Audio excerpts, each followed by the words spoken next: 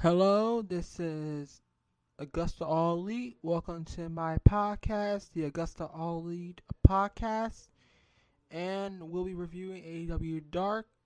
Let's start with Dark. AEW Dark did feature Santana and Ortiz getting their edge back. Peter Avalon may have a new monster side association by his side. Let's get to the match. The first match we're gonna go to is Myro versus Diego del Sol. Myro destroyed Diego del Sol. Myro won with the game changer, and that's most likely happened. All right, and on to Jungle Express versus Lee Johnson and Solo. Stun was ringside. The underdogs was close to an upset when Johnson powerbombed Jungle Boy into Solo's knees. Johnson followed with a DVD, then Solo crashed down for a falling double stomp. Jungle Boy kicked out of the cover to keep the match alive. Luchasaurus took control and set Jungle Boy for a Sanchez submission on Solo. And Jungle Express wins the match by submission. We got SCU versus TNT. Both teams had exchanged extended sequences of mystical control. SCU railed in the end for the belts Meltzer ever to win. Butcher and the Blade defeated Badu and Casey Navarro. Buddy was ringside. He was distracted referee so Blade could choke Navarro with his jacket. Buddy also pound punches De Niro on the floor when Butcher covered Navarro. Badu charged to break the pin.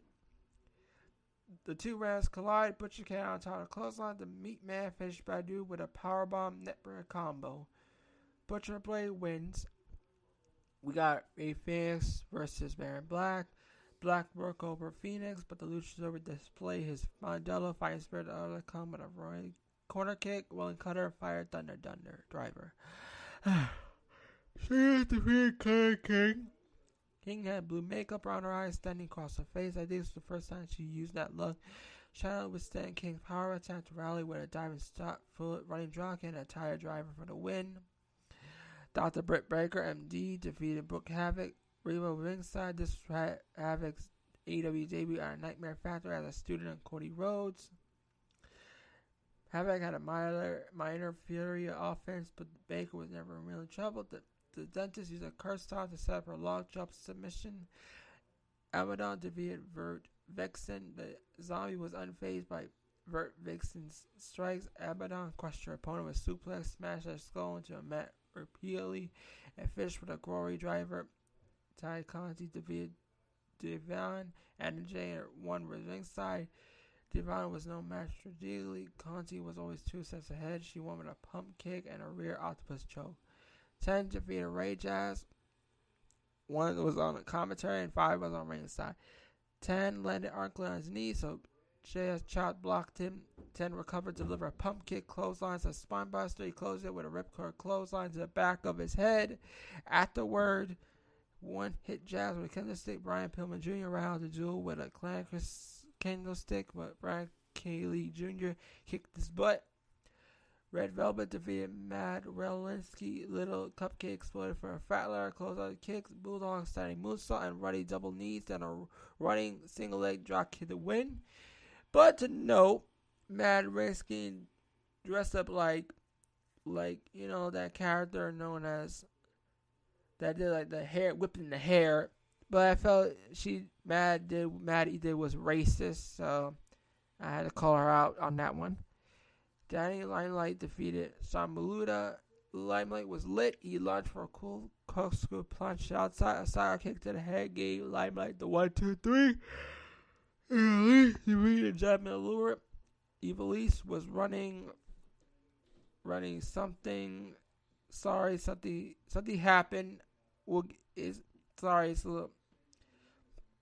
I got a little messy with the scripts. Let me get to my script. I'm gonna try to find it. Ready for it. Back. Alright, we're here. Evilise defeated Jasmine Allure. Evilise was running the game until Allure scored a drawback face breaker. Evilise returned to win on a tornado kick. Will Hobbs defeated Jake St. Patrick. Hook was ringside, suplex team Tazz adversity on the floor. Hobbs powerhouse St. Patrick with a spinebuster, pump handle power slam. Evilise and and Conti were both impressive victory. They opened up their offense, dominated. It took time with the women's tournament coming up. Baron Black was a star on the hand side. He showed a variety of moves with Phoenix. My favorite moment of the evening was Tazz singing the noises of Jungle Boy's theme song. Tazz probably wouldn't crone, but he couldn't help himself. The rim took over. And now we get to the, that pageant thing. We got the debut, the re-debut, that big superstar who was that big superstar again? Oh, Bonnet. You see,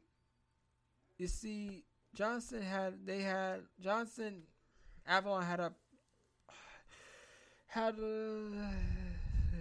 a pageant. Johnson had the victory, but his victory was cut short by Cesar Bonnet and Avalon.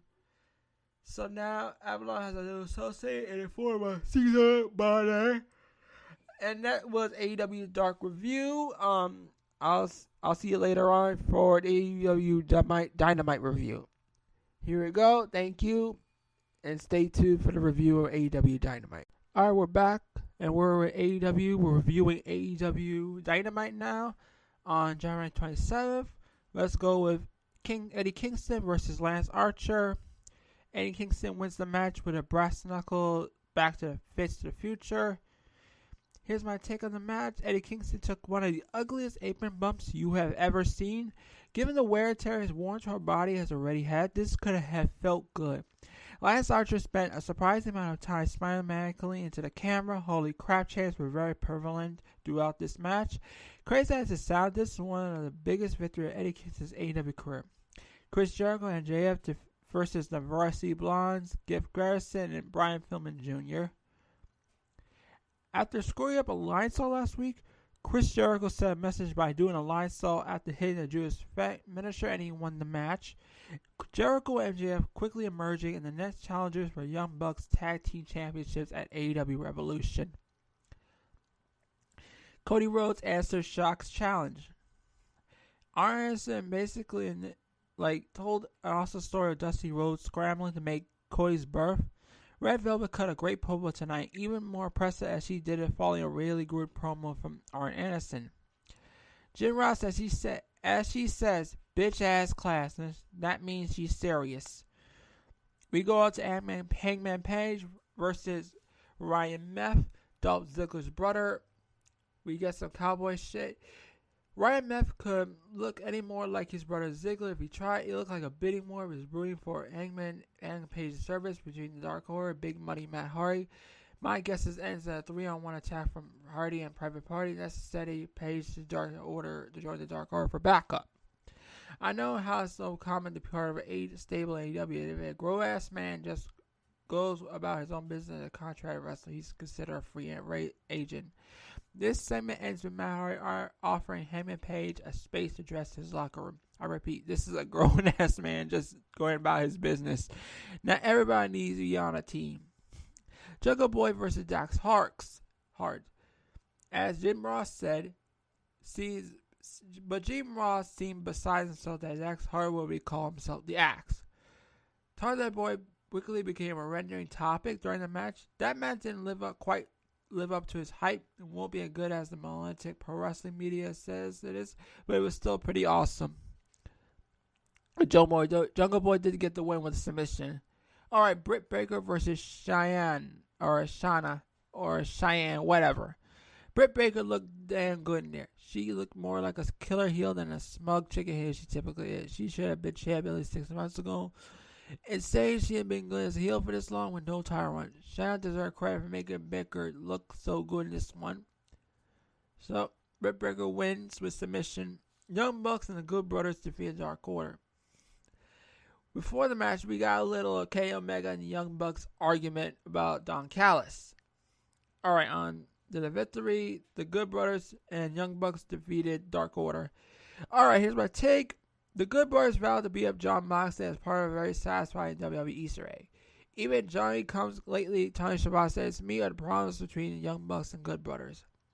I'm dying to know who the Hangman Page was cheering for this one. The Dark Order was designed the home team for AEW, meaning they got to use the babyface entrance. There was a speedball Mike Bailey reference in this match. The Young Bucks and the Good Brothers were definitely the heels in this match.